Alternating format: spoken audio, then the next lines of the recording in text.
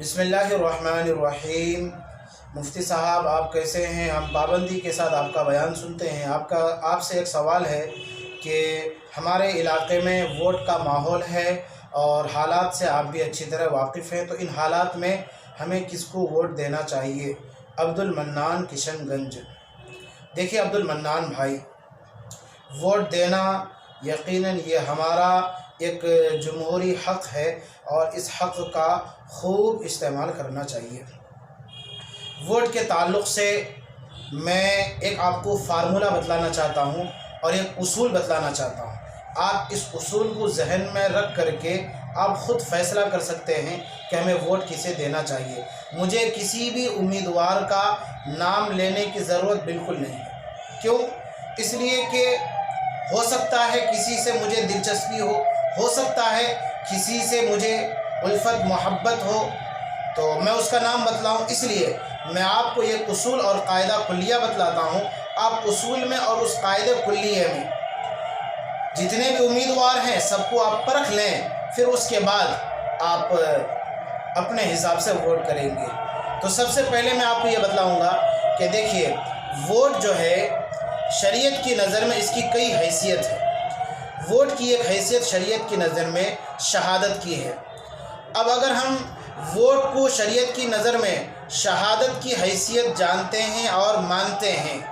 तो कुरान पाक और अहादीस नबविया सल्लल्लाहु अलैहि वसल्लम में जितने वो अहकाम बयान किए गए हैं शहादत से मुताल्लिक़, वो तमाम अहकाम लागू होते हैं। जैसे कुरान पाक की एक आयत है, वला तक्तुमु शहादा वमन यक्तुमहा फ़इन्नहु आसिमुन क़ल्बुहु। अल्लाह तबारक व तआला ने ये इरशाद फरमाया कि अगर तुम शहादत देने के अहल हो, अब अगर तुमसे शहादत ली जाए तो ऐसे वक्त में तुम्हें इस गवाही को छुपाना नहीं है, बल्कि गवाही को देना है ताकि हक़दार को उसका हक़ मिल जाए। और अगर तुम शहादत के अहल होने के बावजूद शहादत नहीं देते हो, गवाही नहीं देते हो, तो फिर तुम गुनहगार होगे। फ़इन्नहु आसिमुन क़ल्बुहु, उसका क़ल्ब और उसका दिल गुनहगार होगा। जैसे कुरान पाक की एक दूसरी आयत में है, वला यअबा शुहदाउ इज़ा मा दुउ, कि जब शहादत के लिए बुलाया जाए और आप शहादत देने के अहल हैं, तो इस सूरत में ला यअबा शुहदाउ इज़ा मा दुउ, इनकार नहीं करना चाहिए। लिहाजा अब हम जो वोट डालते हैं तो इसका मतलब ये है कि हम गवाही देते हैं इस बात की कि हमने जिसके नाम और जिस उम्मीदवार के नाम का बटन दबाया है, तो हम गवाही देते हैं, शहादत देते हैं इस बात की कि ये उम्मीदवार हमारे समाज के लिए, हमारे माहौल के लिए, हमारी सोसाइटी के लिए और हमारे माशरे के लिए, हमारे गाँव करिया मोहल्ला के लिए ये बिल्कुल मुनासिब और मौजू है और ये तमाम लोगों के हक़ को पहुँचाएगा, गरीबों को उनका हक़ देगा, मुस्तहिक़ीन को उनका हक़ देगा। तो हमने गोया कि इस बात की गवाही दी। तो लिहाजा अगर हम वोट को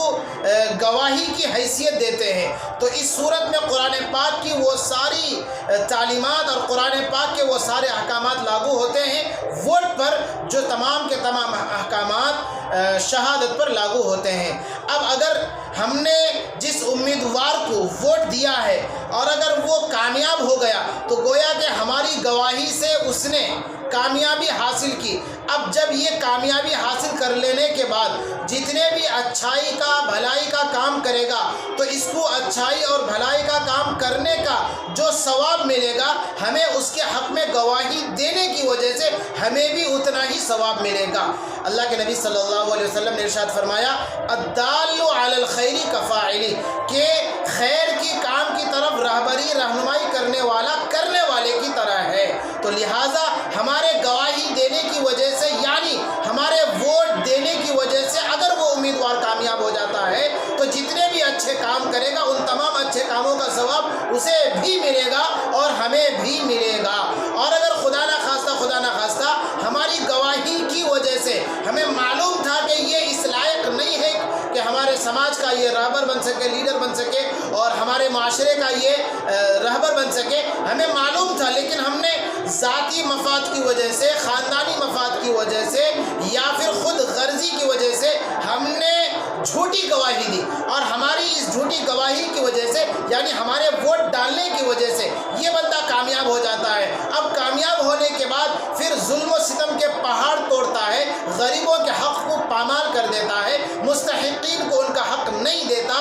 سرکار کے مال کو پورا کا پورا ہڑپ جاتا ہے، تو یہ جتنا بھی جو کرپشن کیا، اس نے ظلم کیا، اور جتنا بھی اس نے جو لوٹ کھسوٹ کیا ہے، اس کا گناہ جو اسے یہ سارے کالے کرتوت اور اعمال بد کی وجہ سے جو اسے ملے گا، وہ سارے کے سارے اعمال کرتوت، اعمال بد کی وجہ سے اس کا گناہ ہمیں بھی ملے گا، اس بات پر کہ ہماری گواہی کی وجہ سے یہ امیدوار کامیاب ہوا تھا۔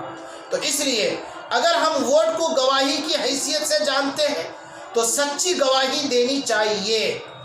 اور عوامی مفاد کو، سماجی مفاد کو آگے رکھنا چاہیے، اپنے مفاد کو آگے بالکل نہیں رکھنا چاہیے، چاہے امیدوار ہمارے خاندان ہی سے کیوں نہ ہو۔ اگر عوامی مفاد اس میں نہیں پائے جا رہے ہیں اور سماجی مفاد اس میں نہیں ہے، ملت کا اس سے نقصان ہوتا ہو، تو جھوٹی گواہی نہیں دینی چاہیے، یعنی اس کو ووٹ نہیں دینا چاہیے، بلکہ اس امیدوار کو ووٹ دینا چاہیے جو اس کا مستحق ہو۔ ایک بات ہوئی۔ دوسری بات، ووٹ کی ایک حیثیت سفارش کی ہے، یعنی اس کا مطلب یہ ہوا کہ ہم جس امیدوار کو جتانا چاہتے ہیں، یا جس امیدوار کے نام کے بٹن کو ہم دباتے ہیں، جس کے حق میں ہم ووٹ ڈالتے ہیں، اس کا مطلب یہ ہوا کہ ہم سفارش کرتے ہیں اس بات کی کہ یہ ہمارے سماج کے لیے، ہمارے محلے کے لیے، ہمارے معاشرے کے لیے، ہمارے گاؤں قریہ کے لیے بالکل مناسب ہے، موضوع ہے، تمام لوگوں کو اس کا حق دے گا۔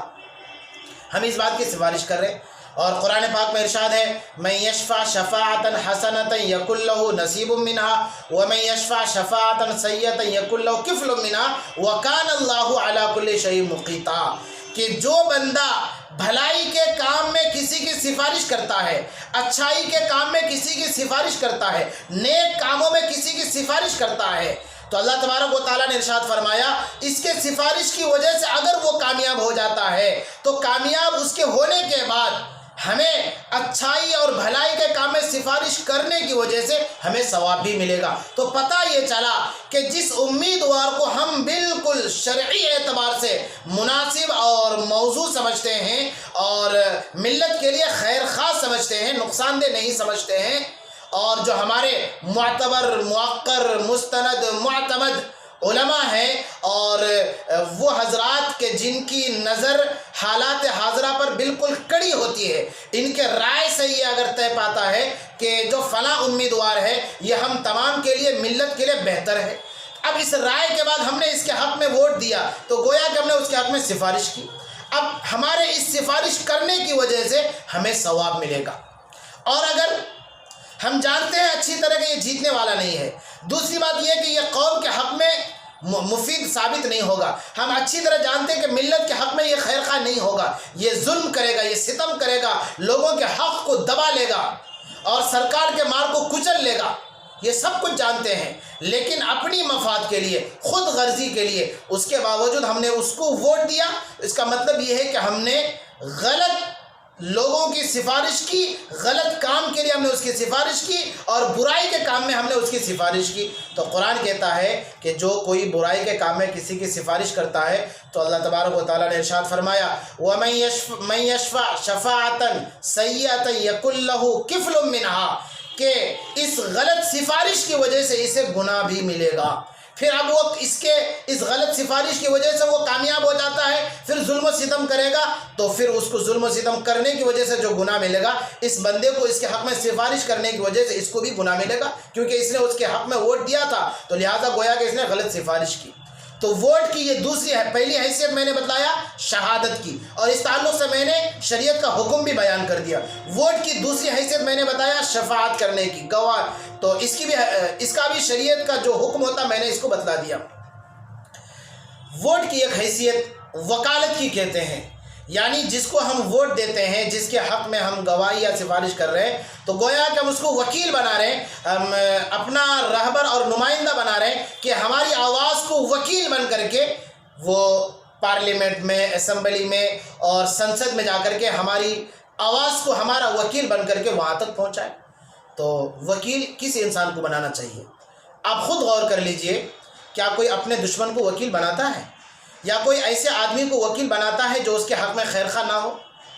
تو آپ خود اچھی طرح فیصلہ کر سکتے ہیں کہ اگر یہ ملت کے حق میں بہتر ہے، یہ ملت کا دشمن نہیں ہے، عوام کا دشمن نہیں ہے، ملت کے حق کو دبائے گا نہیں، پبلک کے حق کو دبائے گا نہیں، غریب کے حق کو نہیں دبائے گا، تو آپ اس کو اپنا وکیل اور نمائندہ بنائیے تاکہ وہ آپ کی آواز کو اوپر تک پہنچائے۔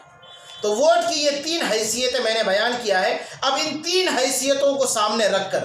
آپ خود فیصلہ کر سکتے ہیں کہ بھائی سفارش کس کے حق میں کرنی چاہیے، گواہی کس کے حق میں دینی چاہیے، اور اپنا وکیل کیسے لوگوں کو بنانا چاہیے۔ ایک اور حیثیت علماء کرام بیان کرتے ہیں وہ امانت کی، کہ ووٹ ایک امانت ہے۔ کیا مطلب؟ اس کو 2 طرح سے سمجھیں۔ ایک تو یہ کہ اگر ہمارے پاس ووٹر کارڈ ہے، یعنی ہم سرکار کی نظر میں ووٹ دینے کے اہل اور مستحق ہیں، تو گویا کہ میرے پاس اس بات کی ایک امانت ہے کہ کون یہ 10-15 جو امیدوار ہیں، ان 10-15 امیدواروں میں کون حقدار ہے، اس کے حق میں ہم گواہی دے کر کے ایک امانت کو واپس کر دیں، یہ امانت ہے۔ تو ظاہر سی بات ہے، اللہ تبارک و تعالیٰ نے ارشاد فرمایا کہ قرآن پاک میں اللہ تبارک و تعالیٰ نے ارشاد فرمایا ہے کہ ان تؤدوا الامانات الی اہلھا، کہ امانات کو اس کے اہل کو واپس کر دے۔ اب اگر جو بھی 10-15 امیدوار جتنے بھی ہیں، ان میں جو اہل ہیں اس کو ووٹ دینا چاہیے، اور گویا کہ یہ امانت ہے ہمارے پاس، اس کو جتانا چاہیے۔ دوسری بات، اگر وہ ہمارے اس امانت کو اس کے حوالے کر دینے کے بعد اب اگر وہ جیت جاتا، اب اس پر ایک امانت یہ ہے کہ وہ عوام اور ملت کے حق میں اچھائی کا فیصلہ کرے، اچھائی کے لیے ہر ممکن وہ کوشاں ہماتن گوش ہو کر کے وہ ملت کے لیے، عوام کے لیے بالکل تیار رہیں، اور عوام کی خدمت میں بڑھ چڑھ کے وہ آگے بڑھتے رہیں، عوام کی خدمت کرے، غریبوں کے حقوق اور غریبوں کا جو حق بنتا ہے وہ سارا کا سارا ان کو دلائے، یہ ان کی امانت ہے۔ اگر وہ ایسا نہیں کرتے ہیں تو قیامت کے دن وہ پوچھے جائیں گے، اللہ تبارک و تعالیٰ ان سے سوال کریں گے۔ تو بہرحال یہ ووٹ کی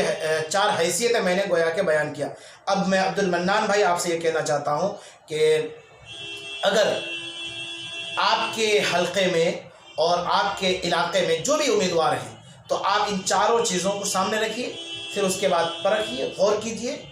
خود 1 بار 2 بار نہیں 1000 بار غور و فکر کیجیے، پھر آپ خود فیصلہ کر لیجیے۔ انشاءاللہ آپ کے ووٹ دینے کی وجہ سے کامیاب ہو جاتے ہیں، آپ کو ثواب ملے گا، اور تمام کے تمام وہ امور جو وہ اچھے اور بھلائی کا کام کرے گا اس میں آپ کو بھی برابر کا حصہ آپ کا بھی رہے گا۔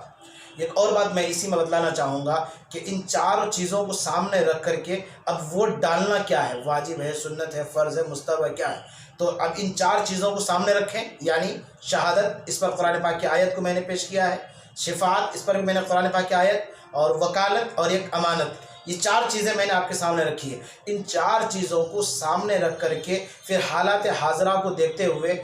ووٹ اس زمانے میں ڈالنا یہ واجب ہے۔ بہرحال آگے سوال کرتے ہیں ایک صاحب، وطر کے بعد سنت و نوافل پڑھنا کیسا ہے؟ ثاقب کٹھیا، دیکھیے بھائی، وطر کے بعد سنت و نوافل پڑھ سکتے ہیں، جہاں تک ایک حدیث میں یہ بات ملتی ہے کہ وطر کو سب سے آخری نماز بنائے، آخری، تو یہ امر جو ہے یہ کوئی واجب اور فرض نہیں ہے، بلکہ ایک استحبابی امر ہے، لہٰذا وطر کے بعد سنت وغیرہ پڑھ سکتے ہیں۔ حدیث میں جو وہ حکم ہے وہ صرف اور صرف مستحب ہے، واجب نہیں ہے۔ السلام علیکم ورحمۃ اللہ۔